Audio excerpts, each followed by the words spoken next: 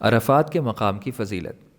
حضرت جابر رضی اللہ تعالیٰ عنہ سے روایت ہے کہ نبی کریم صلی اللہ علیہ وآلہ وسلم کا ارشاد ہے کہ جب عرفہ کا دن ہوتا ہے جس میں حاجی لوگ عرفات میں ہوتے ہیں تو اللہ تعالیٰ فرشتوں سے ان لوگوں پر فخر کے ساتھ فرماتا ہے کہ میرے بندوں کو دیکھو کہ میرے پاس دور دراز راستے سے اس حالت میں آئے ہیں کہ پریشان بال ہیں اور غبار آلود بدن ہے اور دھوپ میں چل رہے ہیں، میں تم کو گواہ کرتا ہوں کہ میں نے ان کو بخش دیا۔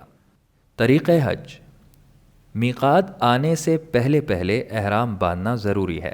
چونکہ آج کل عموماً ہوائی جہاز سے سفر ہوتا ہے اور ہوائی جہاز میں احرام باندھنا مشکل ہوتا ہے، اس لیے ہوائی جہاز سے سفر کرنے والے حضرات کو چاہیے کہ ایئرپورٹ پر جانے سے پہلے اپنے گھر میں غسل اور وضو کر کے احرام باندھ لیں۔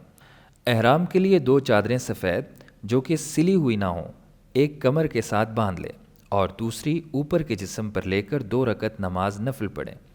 نفل پڑھتے وقت اوپر والی چادر سے سر ڈھانک لیں، کیونکہ احرام کی حالت محض چادریں پہننے سے شروع نہیں ہوتی بلکہ تلبیہ یعنی لبیک اللہم لبیک پڑھنے سے شروع ہوتی ہے۔ نفل پڑھنے کے بعد جس قسم کے حج کا ارادہ ہو اس کی نیت کرے۔